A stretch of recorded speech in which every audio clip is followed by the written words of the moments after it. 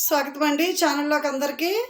మనం లాల్ బహదూర్ శాస్త్రి గారి గురించి చెప్పుకుంటున్నాం కదా. మరి ఈరోజు 10వ ఎపిసోడ్లో ఏంటంటే, కొందరు మేధావుల్లో సృజనాత్మకమైన శక్తి ఉంటుంది, మరికొందరిలో అలాంటి శక్తి ఉండకపోవచ్చు. అయితే వీరిలో ఒక ప్రత్యేకమైన శక్తి ఉంది. ఎవరిలో? లాల్ బహదూర్లో.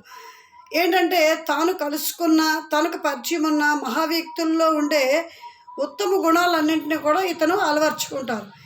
ఇతనికి అనుకరణ శక్తి కూడా ఉంటుంది. ఇలాంటి గొప్ప వ్యక్తిత్వం లాల్ బహదూర్ సొంతం. ఈయనకి వివాహం ఎప్పుడంటే 1929వ సంవత్సరంలో లాల్ బహదూర్ గారు వివాహ జీవితం మొదలైంది. లాలు ఒక స్కూల్ ఇన్స్పెక్టర్ కుమార్తె లలితను వివాహం చేసుకున్నారు. శ్రీమతి లలిత ఆయనకన్నా 6 సంవత్సరాలు చిన్న. మామగారి వద్ద నుంచి ఒక చెరకాను కొంత నూలును మాత్రమే స్వీకరించారు బహదూరు. కట్నాలు ససేమిరా వద్దన్నారు. ఆయన్ను ఎంతగా బలవంతం పెట్టినా కూడా చెరక, నూలు తప్ప ఏమీ మామగారి వద్ద నుండి స్వీకరించలేదు. సహాయ నిరాకరణ ఉద్యమం ముమ్మరంగా సాగుతున్న రోజులవి.